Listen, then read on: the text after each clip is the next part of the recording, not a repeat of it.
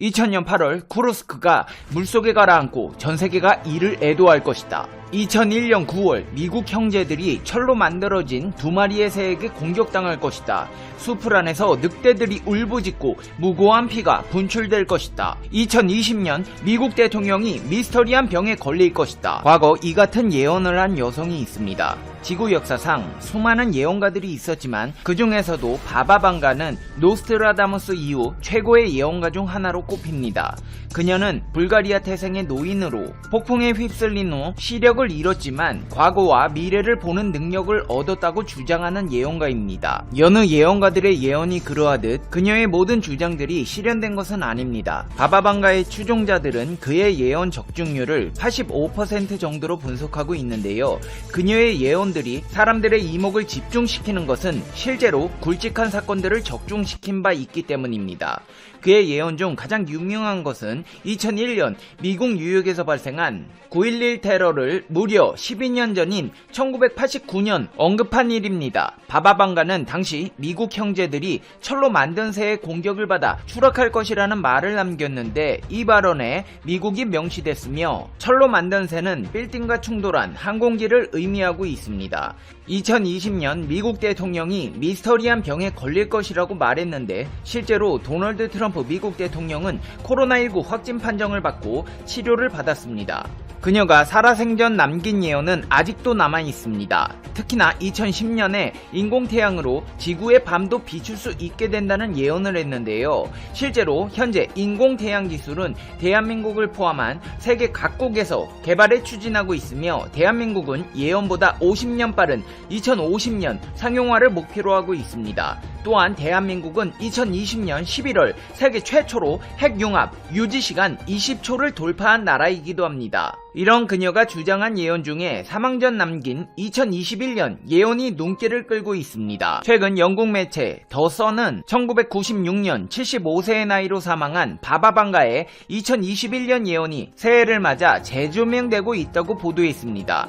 그녀는 올해 바로 2021년은 암 치료제가 발견되는 해다. 인류는 암을 없앨 것이다. 암이 사슬에 묶이는 날이 올 것이라는 발언을 한 것으로 전해지며 암 치료제가 발견되는 해로 2021년을 꼽았습니다. 근데 이 같은 바바방가의 예언이 한국에서 실현되고 있다고 해서 전세계 의학계는 물론 세계인들의 이목을 집중시키고 있습니다. 암은 세포가 3일 주기를 무시하고 비정상적으로 증식하여 인체의 기능을 망가뜨리는 병으로 현대인들에게 가장 끔찍한 존재로 각인되었습니다. 암세포에 제어되지 않은 성장과 분열이 원인이므로 어떤 생체 조직에서도 발병할 수 있으며 발암물질과 바이러스, 유전 등 많은 병원이 있습니다. 특히나 암은 대한민국 국민의 사망 원인 1위로 10년 넘게 군림하는 끔찍한 병입니다. 현대의학의 발전으로 점점 많은 질병들이 인간에게 정복되고 있지만 암의 경우 현대의학에서도 치료가 불가능하며 치명적인 다른 많은 질환들은 발생 환자 수가 적은 편인데 암은 너무나도 많은 사람들에게 발병하고 있습니다. 암의 경우 초기가 아니라면 수술 효과를 기대할 수 없는 경우가 많으며 초기에 발견되어도 예후를 기대하기 어려운 암 역시 여러 종류가 존재합니다. 이미 진행된 상태에서는 우리 몸의 독극인 항암제를 주기적으로 맞아야 하며 경우에 따라서는 방사선 치료도 지속적으로 받아야 합니다. 이렇게 항암제를 퍼붓고 방사선 치료로 방사선을 조사하는 극단적인 방법으로 치료를 받는다고 해도 암세포는 참으로 극악해서 매우 빠른 속도로 생장 및 전이를 하므로 치료가 매우 어렵습니다. 보통 1기, 2기, 3기, 4기로 나뉘어 구분하며 생존율은 각 단계별로 크게 달라지는데 4기의 경우 5%도 채 되지 못합니다. 1기부터 3기는 어디에 생겼냐에 따라서 천차만별이지만 공통적으로 4기가 되면 생존율이 희박해집니다. 또한 암세포가 얌전히 발병 위치에만 있으면 좋겠지만 전이라 하여 암세포가 다른 곳으로 옮겨붙는 증상도 있습니다. 옮겨붙는 부위는 가리는 데가 없는데 그 중에서도 뼈 전이와 뇌 전이가 가장 치명적입니다. 암보다 치사율이 더 높은 질환도 있지만 인류가 암을 가장 겁내는 이유는 특수한 상황이나 지역이 아니라면 평생 겪을 일이 없는 질병들과는 달리 주변에서도 제법 흔하게 볼 수 있는 질병이면서 언제 어디서나 이유조차 알 수 없는 다양한 원인으로 발생하기 때문에 일부 암을 제외하면 예방이 불가능에 가깝기 때문입니다. 현재 암에 의한 사망자 수는 타 질병들과 비교해봐도 상위권에 놓여있고 현대인의 환경 역시 암이 생기기 쉬운 상황이라 계속 증가 추세에 있습니다. 암은 170만 년 전에 고인류 유골에서 골육종의 흔적이 발견될 정도로 오래된 병이며 심지어 몇 억 년 전에 고대 생물인 공룡들의 뼈에서도 암의 흔적을 찾아볼 수 있습니다. 이렇게 극악한 질병으로 꼽히는 암 환자들에게 희망을 주는 원천 기술이 국내 연구진에 의해 개발되었습니다. 조광년 바이오 및 뇌공학과 교수 연구팀이 대장암 세포를 일반적인 정상세포로 되돌리는 초기 원천 기술을 개발하는 데 성공했다고 밝힌 것입니다. 연구팀은 대장암 세포와 정상 대장세포의 유전자 조절 네트워크를 분석해 암세포를 정상세포로 변환하는 데 필요한 핵심 인자를 규명했습니다. 구체적으로 말하자면 암 환자의 정상세포화라는 새로운 치료 원리가 개발된 것입니다. 암 환자들은 이제 더 이상 지긋지긋한 항암 치료의 공포에서 벗어날 수 있는 희망이 생겼습니다. 연구팀은 보다 효과적인 암 치료를 위해 암세포를 정상세포로 변환시키는 새로운 방식의 치료 전략을 개발하기로 한 것입니다. 사실 암세포가 정상세포로 변환되는 현상은 20세기 초부터 일부 관찰되었지만 그동안 그 원리에 대한 연구를 진행한 국가는 없었습니다. 카이스트 연구팀은 시스템 생물학 연구 방법을 통해 대장암 세포를 정상 대장세포로 변환시킬 수 있는 핵심 조절 인자를 탐구했고 그 결과 5개의 핵심 전사 인자를 발견함과 동시에 이들의 전사 활성도를 억제하고 있는 후성 유전학적 조절 인자인 SET-DB1을 발견했습니다. 연구팀은 이 후성 유전학적 조절 인자가 활성도를 억제하자 암세포가 정상세포로 변환되는 것을 실험을 통해 확인했습니다. 다시 말해 후성 유전학적 조절 인자를 억제하면 다시 원래의 정상세포 상태로 암세포를 되돌릴 수 있다는 것을 증명해낸 것입니다. 카이스트 연구팀은 이번 연구 결과가 신약 개발과 임상 실험을 통해 암세포의 정상세포화라는 새로운 치료 기술로 이어질 수 있다고 기대했습니다. 그동안 암은 유전자 변이 축적에 의한 현상이므로 되돌릴 수 없다고 여겨졌으나 이를 되돌릴 가능성을 이번 연구를 통해 알게 된 것으로 암을 당뇨나 고혈압과 같은 만성질환으로서 잘 관리하면서 삶의 질을 유지할 수 있도록 하는 새로운 항암 치료의 서막이 열리게 된 것입니다. 이번 연구 결과는 미국 암학회에서 출간하는 국제저널 분자암 연구 1월 2일자 표지 논문으로 게재되기도 했습니다. 이뿐만이 아닙니다. 항암 표적 단백질에 약물을 실어 사악한 암세포에 타격을 주는 암치료 기술도 개발되었는데요. 카이스트 바이오 및 뇌공학과와 생명과학과 공동연구팀은 항암제의 표적 단백질을 전달체로 이용하는 역발상 연구를 통해 암치료에 새로운 가능성을 열었다고 밝혔습니다. 우리 몸속의 세포가 분열할 때 염색체들은 세포 한가운데 정렬해 2개의 딸세포로 나누어지는데요. 이 염색체들을 끌어들이는 끈이 바로 미세소관이라는 나노 구조물입니다. 미세소관 표적 치료제는 임상에서 다양한 암의 치료에 활용되고 있는데 튜블린 단백질에는 이 약물이 강하게 결합하는 고유의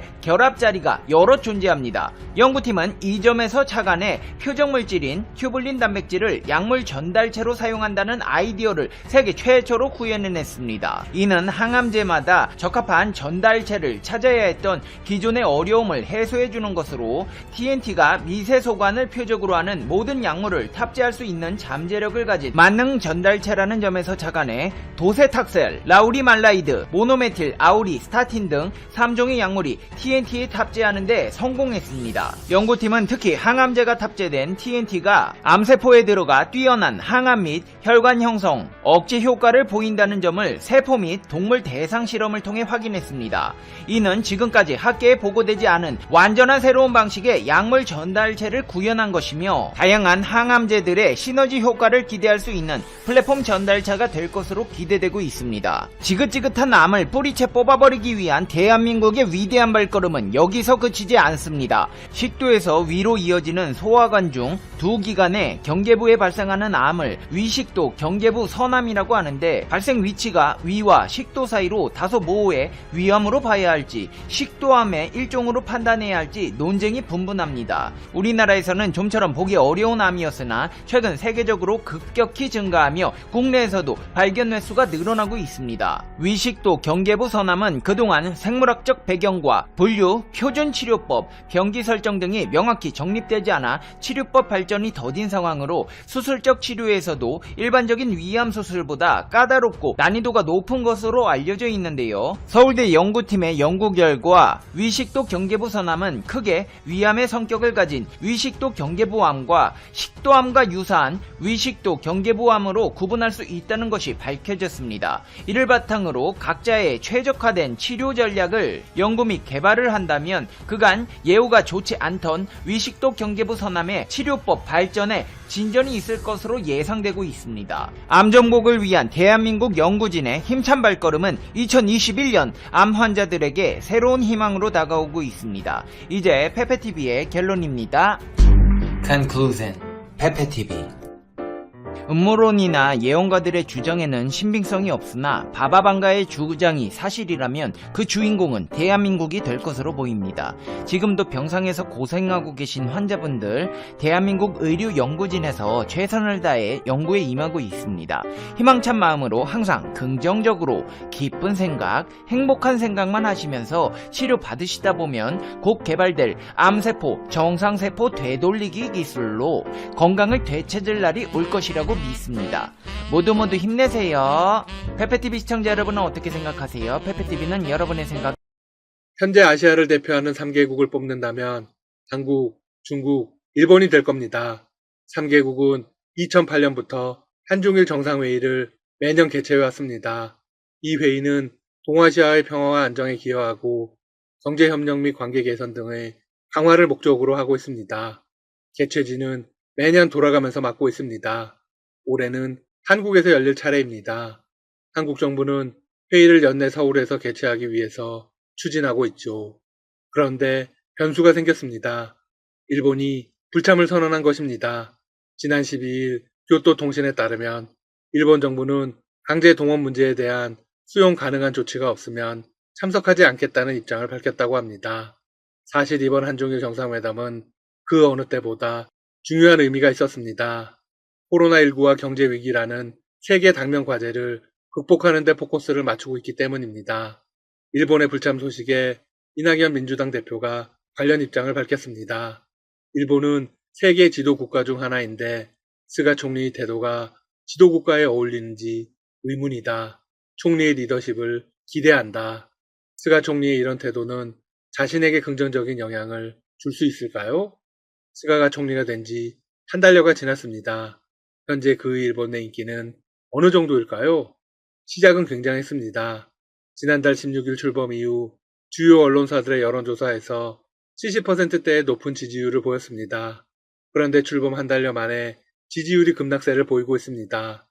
우선 NHK 방송이 1284명을 대상으로 조사한 결과에 따르면 지지율이 50% 중반으로 나타났습니다.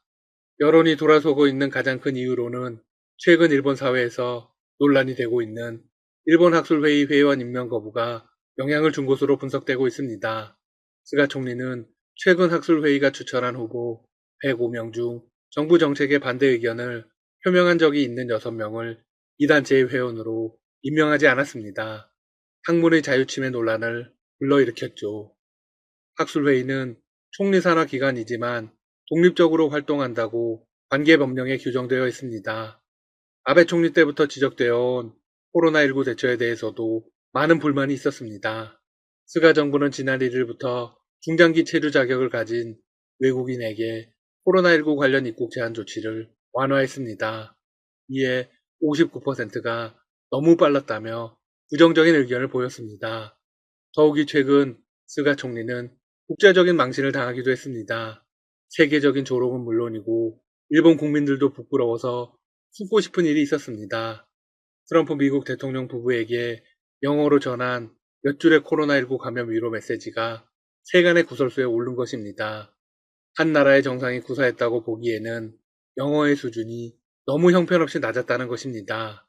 트럼프 대통령이 자신의 감염 사실을 알린 트윗글에 스가 총리는 어떤 영문 트윗을 보냈을까요? 친애하는 트럼프 대통령에게로 시작되는 위로 메시지는 코로나19에 감염이 됐다는 트윗을 읽고 걱정했다. 빨리 극복해 일상을 되찾기를 기원한다 등의 내용으로 구성되었습니다. 거의 초등학생이 쓴 듯한 글입니다. 특색은 전혀 없고 영어는 기초적인 수준의 평이한 문장으로 가득했습니다. 결국 집권 자민당에서도 쓴소리가 나왔습니다. 영어 표현의 수준이 너무 낮다. 그냥 자동 번역기 돌린 것이 아니냐? 의원들은 입을 모아서 스가 총리에 대한 우려를 표했습니다. 특히 문제가 된 표현은 걱정했다는 표현이 I was worried의 과거형으로 되어 있는 대목입니다. 이 부분은 의원들의 집중 공격을 받았습니다. 한 의원은 이렇게 말하기도 했습니다. 전에는 걱정을 했지만 지금은 안 하고 있다는 것이냐? 참고로 스가 총리의 트윗이 올려질 당시 트럼프 대통령은 아직 병원에 있었습니다. 이 사태에 대해서 일본 외무성 보도관은 이렇게 해명했습니다.